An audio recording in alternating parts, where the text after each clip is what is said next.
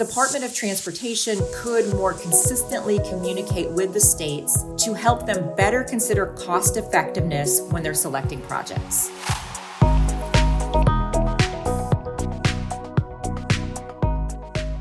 Welcome to GAO's Watchdog Report, your source for fact-based, nonpartisan news and information from the U.S. Government Accountability Office. I'm your host, Holly Hobbs. Cars, trucks, and other vehicles are a major source of emissions that have had serious consequences on air quality and people's health. One study estimates that these emissions will contribute to as many as 18,000 premature deaths this year in the U.S. alone. Since the 1990s, the Department of Transportation has been working with states to cut emissions by supporting projects that would reduce traffic congestion. We'll learn more about these efforts from GAO's Biza Repko, who has a new report out on this issue. Thanks for joining us. Thanks for having me. Biza, maybe we could start with what is this partnership between the U.S. Department of Transportation and the states? Sure.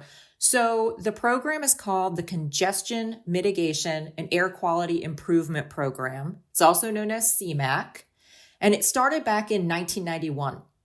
And the purpose of it is a way for the federal government, through state departments of transportation, to provide money to states to help meet Clean Air Act requirements. And what they're trying to do there is reduce congestion and improve air quality by reducing transportation emissions. It provides about $2.5 billion to states every year, and they can either spend it themselves or they can pass it along to regional entities in the state to spend the money. Do we know how this funding has been used so far? We do. So we took a look at the projects that the Department of Transportation has funded since 2015. And about 80% of them fall into three buckets. The first bucket is traffic flow improvement. So that's things like you're building like a roundabout at an intersection, or you're doing something like synchronizing traffic lights. And the point of all of that is to improve traffic flow.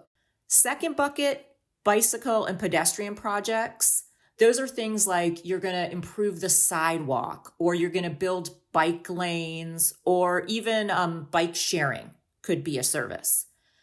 Third bucket, transit projects. You're going to do something like new bus or rail service, or even improve existing stations to make them more attractive to riders. And the point of those projects is to take people out of their cars and put them in a different mode of transportation that has fewer or no emissions. So these projects, they help reduce traffic, they can improve air quality. This all sounds like good news. Why was GAO asked to look into this? Well, like I said before, this program has been around for over 30 years, and Congress just wanted us to take a look at it. They wanted to understand how the funding's being used and how cost effective the projects are at reducing emissions. So what did we find? So two major things. First, those buckets of projects that I talked about, they have helped over time reduce emissions of a number of different types of pollutants that are caused by transportation. But second, related to cost effectiveness, we found that the projects could be doing better. Most of the projects that we looked at have not been very cost effective at reducing emissions. So I'll take a step back. To do that, we took a look at reports that the Department of Transportation issues. And in those reports, it rates the cost effectiveness of different types of projects. We found that 90% of the projects that were funded since 2015 were of a project type rated by DOT as either mixed or weak cost effectiveness. So is the Department of Transportation working with states on this issue of cost effectiveness? They are. Like I said, they issue those reports every few years, which is trying to provide information to states on projects that would be the most cost effective. They also provide a series of tools to states, like calculators they can use, and these help them estimate emissions reductions from their projects. And as part of our work, we surveyed all the state DOTs and asked them about these tools. And we found that the states have used them and they do find them helpful. So Biza just told us that efforts to reduce harmful emissions through projects that would address traffic congestion are working, but they may not be as cost-effective as they could be. So Biza, what more do we think the Department of Transportation should be doing to help states improve their efforts and their use of funds? Well, we think the Department of Transportation should improve its communication to the states. You remember that cost effectiveness report I talked about? The last time they issued one was in 2020. And since then, they haven't really consistently communicated to states about that resource. When we did our survey, we found that 1/3 of the state departments of transportation were unaware of it. So we'd like to see them better informed. And part of the reason is we found that states that were aware and used that resource picked more cost-effective projects.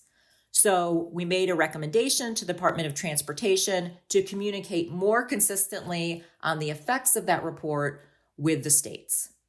And last question, what's the bottom line of this report?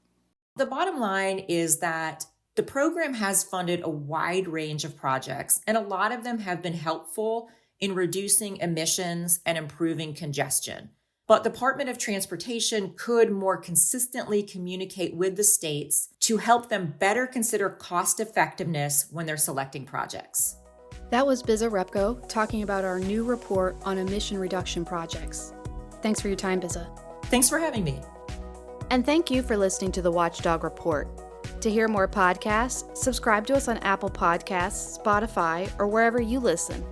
And make sure to leave a rating and review to let others know about the work we're doing. For more from the Congressional Watchdog, the U.S. Government Accountability Office, visit us at gao.gov.